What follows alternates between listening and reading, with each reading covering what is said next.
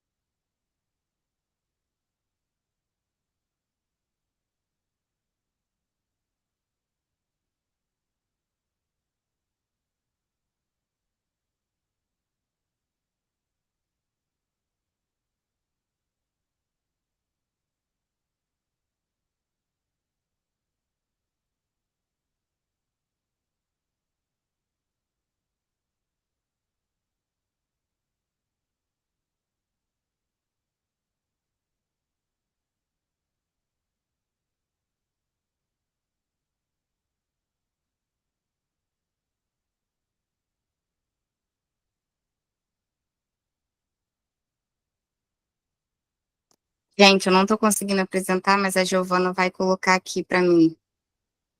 Eu já vou conseguir abrir aqui a câmera para ficar com você, Camila.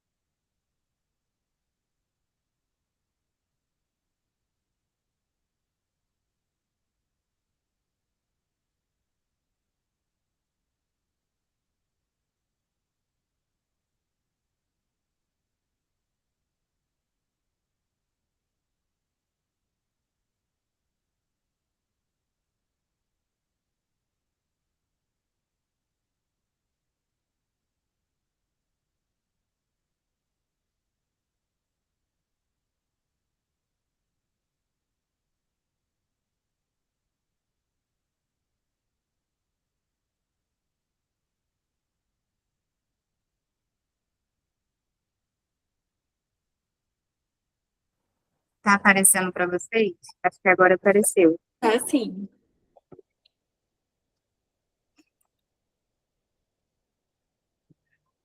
Tá dando certo, né? Aí, gente, para todo mundo ver. Aí quando você quiser que passe, Camila, é só pedir para passar que a gente passa, tá bom? Tá certo. Primeiramente, olá, pessoal, né? Sejam todos bem-vindos. Hoje a gente vai conversar um pouquinho sobre um tema que é de extrema importância e é extremamente relevante e necessário, que é a relação entre a obesidade, a saúde mental, né? E uma abordagem multidisciplinar. certo? Mas, do que a gente falar de peso, a gente vai falar sobre comportamentos, emoções, no contexto social e principalmente no cuidado, né, humanizado, que é justamente com essa equipe multidisciplinar. Pode passar.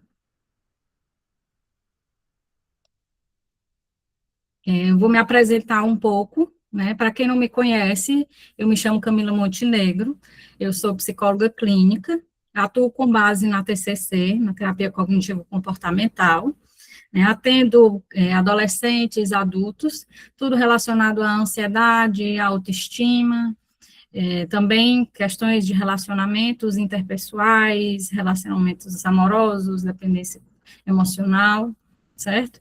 Estou me especializando em terapia cognitivo comportamental e neuropsicologia. Minha prática ela é muito voltada também, né, para esse olhar integral do paciente, entendendo os comportamentos, as emoções, né, e como também essa alimentação que o paciente está tendo pode afetar, né, na questão da autoestima dele, certo? E quando a gente vai falar, né, sobre obesidade, a gente não pode ignorar sobre o estigma do peso, né? O que que é isso? Que vem do preconceito sistêmico, que é um preconceito que ele não é apenas social, né? Ele é estrutural. O que é isso? Onde vem o preconceito de vários ambientes onde aquela pessoa sofre diariamente, né? Seja no ambiente que ela vai, no trabalho, né? Com os familiares também, certo? Ele aparece também dentro dos serviços de saúde, como eu falei, né? Na questão do ambiente de trabalho, até dentro da própria família, esse paciente sofre. E muitas vezes não sofre apenas uma questão de peso, mas com o julgamento das pessoas, que é um julgamento constante. E com o tempo, esse estigma pode ser, né, causar um grande sofrimento, né, que aí a gente fala da internalização do estigma, que vem no impacto direto na autoestima, né, que vem do isolamento social, que com aquele sofrimento que ele está tendo, que aquele paciente está tendo, vai afetar bastante na autoestima e no isolamento, que ele vai se isolando, né? E no impacto fisiológico, né, que o estresse gerado pelo estigma, ele eleva o cortisol, dificultando o tratamento, né? Que aí o paciente, com a elevação do cortisol, ele vai dificultando aquele tratamento, certo? E, além disso, esse estresse constante aumenta, como eu falei, né, o nível do cortisol, certo? Ou seja, o preconceito, ele não ajuda, ele vai piorando o quadro desse paciente. Pode passar. Aí existe a diferença da fome emocional e a fome física. O que que é a fome emocional, né? Que ela é repentina, né? Exige uma comida específica, geralmente aqueles ultraprocessados, né? Que vem gerar aquela culpa por estar tendo aquele exagero, que é a compulsão, né? Que a gente chama que é a compulsão emocional. Já a fome física, né? Gradual, ela aceita, né? Diferentes tipos de comida, né? E cessa quando a gente está saciado. Quando a gente está saciado, a gente tem a tendência em dar aquela pausa, de fato, certo? E aí, na prática clínica da psicologia, né, a gente vê muitas pessoas que não comem pela necessidade, né, fisiológica, mas com uma tentativa de regular as emoções, né, como a ansiedade, a tristeza, a solidão e até mesmo o tédio, né, quando a ansiedade está no nível tão forte que a pessoa fala assim, vou comer, que no instante vai passar. Mas aí, quanto mais ela vai comendo, mais ela vai acreditando que aquilo vai passar, certo? Pode passar. As técnicas de manejo, né? Pensando nesse lado, existe algumas estratégias importantes para esse manejo. Uma delas é o comer intuitivo, né? Que é o chamado que a gente chama de atenção plena, né? Que consiste em desenvolver a consciência durante a alimentação, né? É você estar presente no momento da refeição, num local silencioso, onde não tenha muito estímulo, e focar naquele momento que você está se alimentando, né? Até na mastigação também vai indo devagar, certo? Que respeitar, de fato, o sinal que você está saciado, certo? E outra ferramenta, né, que é muito eficaz, é o diário alimentar, que é associado ao registro emocional, né? De fato, isso ajuda, né, que o paciente a identificar os padrões, né? Que vou dar um exemplo para vocês. Eu sempre como mais quando estou ansiosa, né? E aí tem muitos pacientes que eles escrevem, eu estou ansiosa, por isso eu estou comendo bastante, assim, assim, assado, eu tive emoção assim, né, gerou comportamento assim, assim, assado, certo? Pode passar.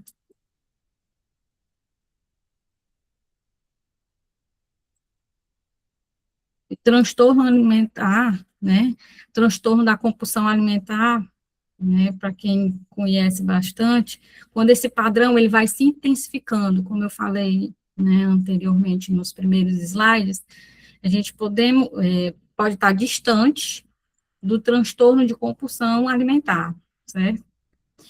Que aqui a comida passa a funcionar como uma regulação emocional, né? Existe um ciclo que é muito característico, vem o gatilho emocional, certo? E depois vem o episódio de compulsão, né? Que vem primeiro os gatilhos e logo depois ele vai atingindo aquela compulsão. Depois o episódio, né? Que vai seguindo os sentimentos de culpa, de vergonha. Então, tem aquela tentativa de restrição, certo? Que muitas vezes vai se reiniciando esse ciclo o tempo todo, né? A fome emocional, a comida é como regulador das emoções, que vem a ansiedade, tristeza, o tédio, como logo eu falei, né?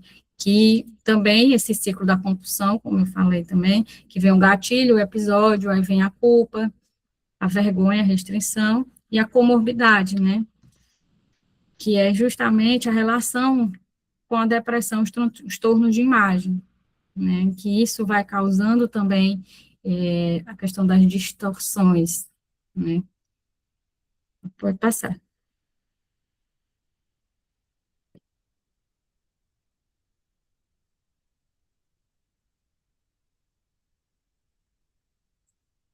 Outro ponto que é essencial é o papel da família, né, e da rede de apoio para esse paciente.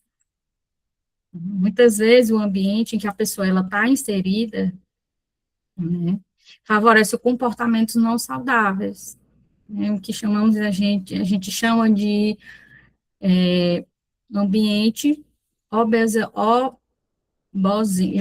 enfim, é um ambiente onde tem, né, aquelas pessoas que estão obesas, que vai interferindo no restante das pessoas, né, como as rotinas da casa.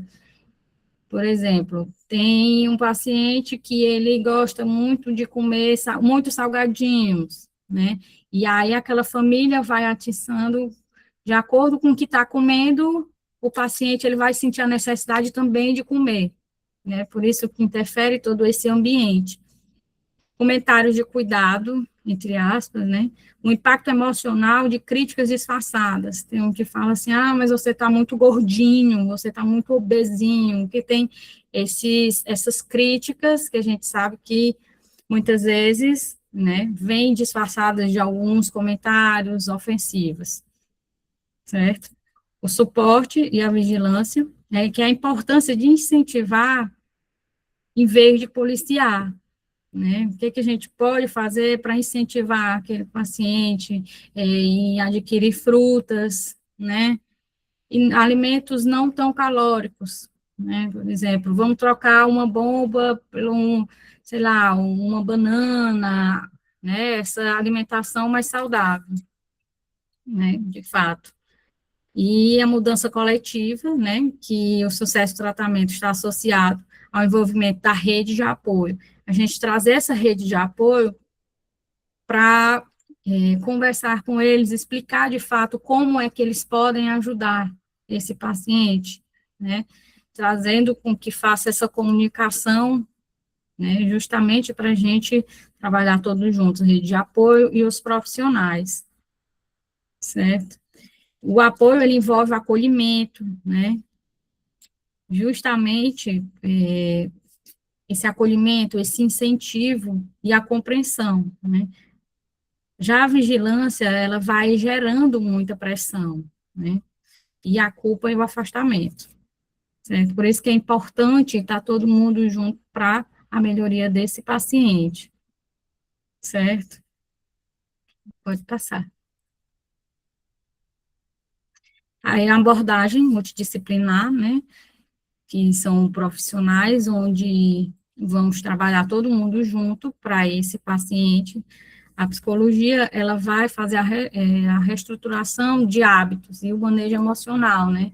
Tipo, o que é que está trazendo esse paciente a comer bastante, a ter um exagero de fato, né? Como está o emocional dele, a questão de como é que está a ansiedade, principalmente. Da nutrição é uma reeducação alimentar e autonomia, dar autonomia para aquele paciente, né? E tentar conversar com ele sobre uma reeducação, né? Para ir direcionando de fato. Já a medicina são controles, né, metabólico e comorbidade, em falar sobre as doenças de fato, do que é a obesidade, né, do que pode causar nele de fato. A educação física, ele é o movimento focado na saúde e no bem-estar, né, falar a importância da atividade física, né, mostrar de fato os resultados positivos que tem essa movimentar-se, certo? E nenhuma dessas áreas, elas vão funcionar sozinhas, né? Por isso que é uma abordagem multidisciplinar mesmo. Uma vai ajudando a outra, de fato, uma complementando a outra, certo? Que é um conjunto que vai gerar um resultado positivo para eles, certo? Alguma pergunta, gente, até aqui?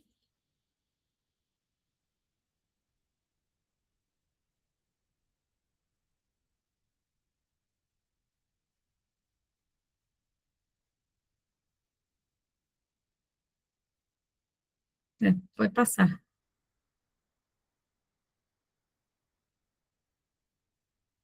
Para finalizar, eu queria deixar uma reflexão, né? Justamente sobre isso, que a saúde não é a ausência do peso, né? Saúde é o equilíbrio entre o bem-estar físico, mental e social, né? O tratamento, ele precisa ser humanizado. O que é o tratamento humanizado? Que é respeitando, né, a individualidade de cada pessoa, porque cada pessoa tem sua história, cada pessoa tem a sua rotina alimentar, tem sua rotina emoção, tem suas emoções também, que gera todo esse contexto, certo? E a empatia, ela não é só um detalhe, né? Eu sempre costumo dizer que a empatia, ela é uma coisa que ela é sentida, de fato, é você olhar para aquele outro, né, com um olhar mais humano, né, de fato, e principalmente com esse público que eles sofrem muito, né, para isso a gente tem que ter empatia aí e tentar olhar para o outro com mais delicadeza, né. E, assim, a empatia, ela também ela é essencial, né, ela é essencial para que o paciente ele consiga se abrir de fato, né, para falar o que está se passando com ele, certo? E mais que mudar o corpo, estamos falando sobre mudar a relação, né, da pessoa e e com ela mesma, né, de fato, certo? E, assim, eu queria agradecer, né, por todos vocês, e se alguém quiser compartilhar alguma dúvida, né, alguma reflexão, vai ser um prazer em ouvir vocês. E me desculpe não perguntar de onde é que de onde é que vocês são, se são todos estudantes de psicologia, de nutrição, de medicina. Eu vou ter perguntado no começo, mas estou perguntando no final para a gente dar um desfecho bacana. Eu sou do Piauí, tá, gente? Sou de Teresina, Piauí. Só se vocês tiverem